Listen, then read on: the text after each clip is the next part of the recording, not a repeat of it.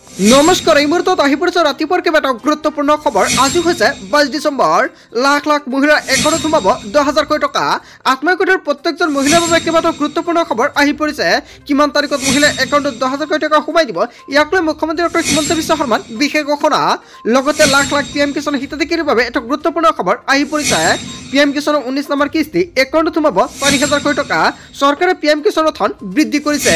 কেৱল ইয়াই নহয়, লাখ লাখ অৰুণোদয় হিতাধিকাৰীৰ বাবে এটা গুৰুত্বপূৰ্ণ খবৰ। আপুনি নতুনকৈ যদি ভাবিছে অৰুণোদয় আঁচনি আবেদন কৰিব, তেনে ক্ষেত্ৰত কৰিব পাৰিব। অতি শীঘ্ৰে কৰি লওক। 28 তাৰিখ হৈছে শেষ সময়সীমা।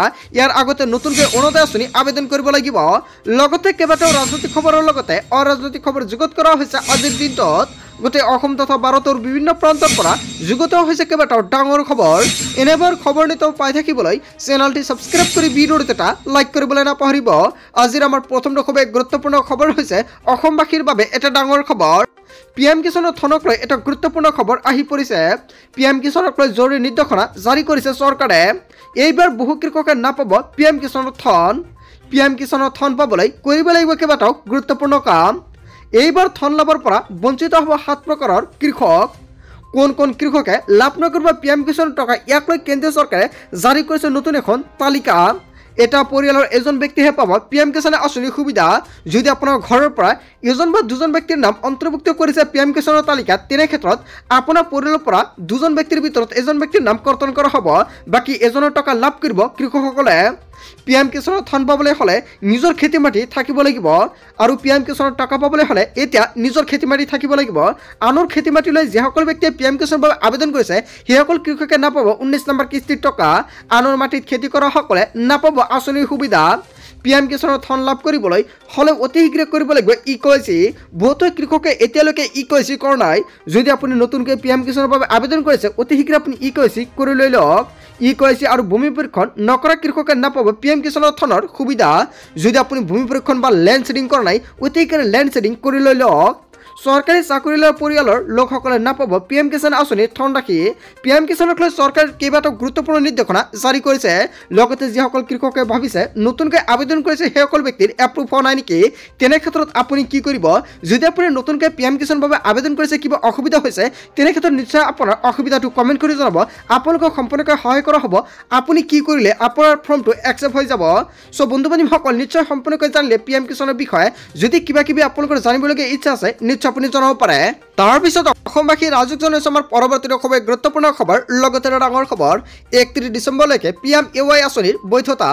চৰকাৰী ঘৰ যদি আপুনি পোৱা নাই, তেনে ক্ষেত্ৰত চৰকাৰী ঘৰ লাভ কৰিবলৈ আপুনি কেনেকৈ চৰকাৰী ঘৰৰ বাবে আবেদন কৰিব, লগতে কি কি নথি পত্ৰ লাগিব। যিসকল ব্যক্তিৰ চৰকাৰী ঘৰৰ তালিকাত নামটো অন্তৰ্ভুক্ত হৈ আছিলে, সেইসকল ব্যক্তিৰ একাউণ্টত অতি শীঘ্ৰে টকা সোমাবলৈ গৈ আছে। 31 ডিচেম্বৰ আগতে চৰকাৰী ঘৰৰ টকা সোমাব আপোনাৰ একাউণ্টত। চৰকাৰী ঘৰৰ বৈধতা 31 ডিচেম্বৰলৈকে বৃদ্ধি কৰা হৈছে। চৰকাৰী ঘৰ লাভ নকৰা লোকসকলৰ বাবে এটা ভাল খবৰ। পূৰ্বে চৰকাৰী ঘৰৰ লাভ নকৰা প্ৰত্যেকজন ব্যক্তিৰ বাবে চৰকাৰে কেইবাটাও নতুন নিয়ম সলনি কৰিছে। পূৰ্বে চৰকাৰী ঘৰ লাভ নকৰা পৰিয়ালে লাভ কৰিব চৰকাৰী ঘৰৰ প্ৰথম কিস্তি। যদি আপুনি চৰকাৰী ঘৰৰ তালিকাত আপোনাৰ নামটো অন্তৰ্ভুক্ত হৈ আছে আৰু আপুনি আগতে চৰকাৰী ঘৰ পোৱা নাছিলে, তেন্তে আপোনাৰ বাবে এটা ভাল খবৰ দিলে মুখ্যমন্ত্ৰীগৰাকী।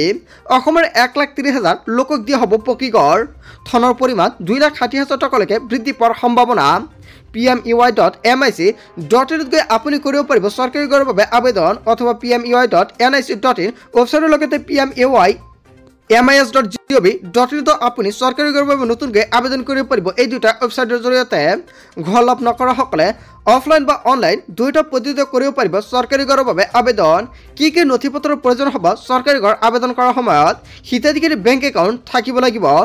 আধাৰ card, PAN card, voter ID card প্ৰয়োজন হ'ব। জাতিগত প্ৰমাণপত্ৰ এক্টিভ মোবাইল নম্বৰ লাগিব। আয়ৰ প্ৰমাণপত্ৰ আৰু এখন ৰঙীন ফটো লাগিব।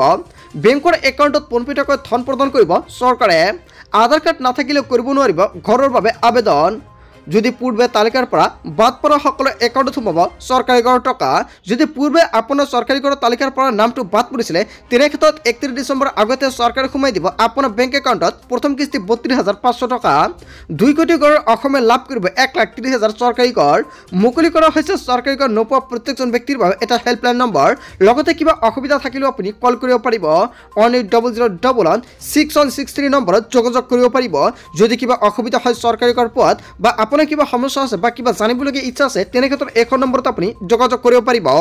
তাৰ পিছত অসমবাসী ৰাজুক জনাইছে আমাৰ পৰৱৰ্তীটো খুবেই গুৰুত্বপূৰ্ণ খবৰ লগতে ডাঙৰ খবৰ অৰুণোদয় বাছনি সভাত লৈ কেইবাটাও গুৰুত্বপূৰ্ণ খবৰ আহি পৰিছে আপুনি অৰুণোদয়ৰ বাছনি সভাত গৈছিল নেকি যদি যোৱা নাই অতি শীঘ্ৰে বাছনি সভাত গৈ আপোনাৰ নামটো অন্তৰ্ভুক্তি কৰি লৈ লওক অৰুণোদয় বাছনি সভা চলি থকাৰ মাজতে কেলেংকাৰীৰ খবৰ পোৱা গৈছে আপোনাৰ গাঁও বা অঞ্চলত এনেকুৱাকৈ ঘটনা সংঘটিত হৈছে নেকি আবেদন কৰা মহিলাৰ পৰা ধন সংগ্ৰহ কৰাৰ অভিযোগ উত্থাপিত হৈছে এতিয়া ৰাজ্যত চলি আছে অৰুণোদয় আঁচনি 3.0 আবেদন প্ৰক্ৰিয়া অৰুণোদয় আঁচনি আবেদনৰ বাবে প্ৰয়োজনীয় আয়ৰ প্ৰমাণপত্ৰ প্ৰয়োজন হয় আৰু আয়ৰ প্ৰমাণপত্ৰ দিয়াৰ নামত ধন সংগ্ৰহ কৰাৰ অভিযোগ উত্থাপিত হৈছে একাংশ দালালে মিলি কাৰ্যালয়ৰ বিষয় বা কৰ্মচাৰীৰ সৈতে ধন সংগ্ৰহ কৰাৰ অভিযোগ উত্থাপন হৈছে মানকাছৰ ৰাজচক্ৰ বিষয়ৰ কাৰ্যালয়ত ধন সংগ্ৰহ কৰাৰ অভিযোগ আয়ৰ প্ৰমাণপত্ৰ সংগ্ৰহৰ নামত হাৰাশাস্তিত ভুগিছে একাংশ সাধাৰণ দৰিদ্ৰ লোকে 4 বা 5 দিন চেষ্টা কৰি পোৱা নাই প্ৰমাণপত্ৰ ৰাইজক বুজনি হাত ছিঙি মাৰি জিলা আয়ুক্ত ৰাহুল কুমাৰ গুপ্তাৰ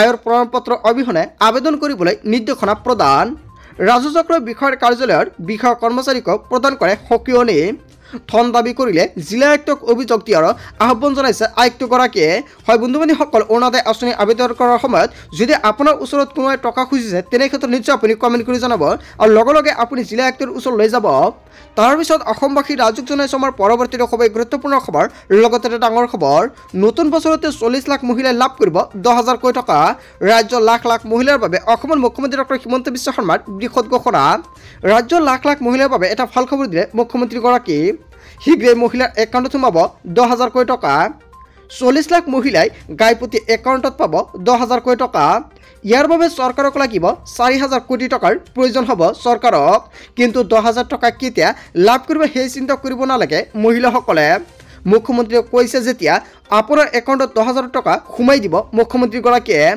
বৰ্তমানলৈকে মই যি প্ৰতিশ্ৰুতি দিছোঁ সেয়া পূৰণ কৰিছোঁ বুলি মন্তব্য কৰিছে মুখ্যমন্ত্ৰী ডাঙৰীয়াই মহিলাসকলক প্ৰদান কৰাৰ বাবে 4,000 কোটি টকা সংগ্ৰহ কৰি আছে চৰকাৰে কিছুদিনৰ ভিতৰতে মহিলাসকলৰ গাইপতি একাউণ্টত সোমাব 10,000 কোটি টকা মুখ্যমন্ত্ৰী ডক্টৰ হিমন্ত বিশ্ব শৰ্মাই কেইবাটাও গুৰুত্বপূৰ্ণ মন্তব্য কৰিছে আত্মসহায়ক মহিলাসকলক লৈ যদি আপুনি ফৰ্মটো ফিল আপ কৰিছে আপুনি নিশ্চিত থাকক অতি শীঘ্ৰেই আপোনাৰ একাউণ্টত সোমাবলৈ গৈ আছে 10,000 কোটি টকা লগতে লাখপতি বাইদেউৰ প্ৰত্যেকজন মহিলাই লাভ কৰিব অৰুণোদয় আঁচনিৰ টকা আৰু প্ৰত্যেক মাহতে লাভ কৰিব 1250 টকাকৈ আপুনি যদি এতিয়ালৈকে অৰুণোদয় আঁচনিৰ বাবে আবেদন কৰা নাই 28 তাৰিখৰ আগতে নতুনকৈ অৰুণোদয় আঁচনিৰ বাবে আবেদন কৰক ৰেচন কাৰ্ড থাকিলে আপুনি লাভ কৰিব অৰুণোদয় আঁচনিৰ সুবিধা তাৰপিছত অসমবাসী ৰাজুক জনাইছে আমাৰ পৰৱৰ্তী খুবেই গুৰুত্বপূৰ্ণ খবৰ লগতে ডাঙৰ খবৰ ফেব্ৰুৱাৰীতে হ'ব পঞ্চায়ত নিৰ্বাচন পূৰ্বৰ সময়তে হ'ব নিৰ্বাচন অসমৰ মুখ্যমন্ত্ৰী ডক্টৰ হিমন্ত বিশ্ব শৰ্মাই কেইবাটাও গুৰুত্বপূৰ্ণ মন্তব্য কৰিছে ফেব্ৰুৱাৰী মাহত নিৰ্বাচন নহয় বুলি কেইবাটাও খবৰ মুকলি আহিছিলে আৰু ইয়াৰ পিছতে অসমৰ মুখ্যমন্ত্ৰী ডক্টৰ হিমন্ত বিশ্ব শৰ্মাই কেইবাটাও গুৰুত্বপূৰ্ণ মন্তব্য কৰিছে